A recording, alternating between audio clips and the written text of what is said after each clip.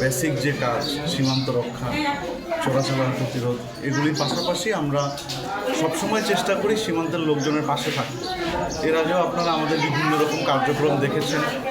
গত বছরও আমাদের একটা মেডিকেল ক্যাম্পেইন ছিল, এই বছরও এখন আমরা একটা মেডিকেল ক্যাম্পেইন করছি। সামনে যখন বর্ষার সিজনে আবার পানি বাড়বে, তখন বিভিন্ন পানিবাহিত রোগ হবে। সীমান্তের এইদিকে তো আসলে স্বাস্থ্য ব্যবস্থাটা একটু দুর্বল, তো এই জন্য আমরা আমাদের পক্ষ থেকে যতটুকু সাপোর্ট দেওয়া দরকার ততটুকু দেই। আজকে আমাদের টার্গেট হচ্ছে আমরা অ্যারাউন্ড 350 থেকে 400 লোককে চিকিৎসা সেবা প্রদান করব।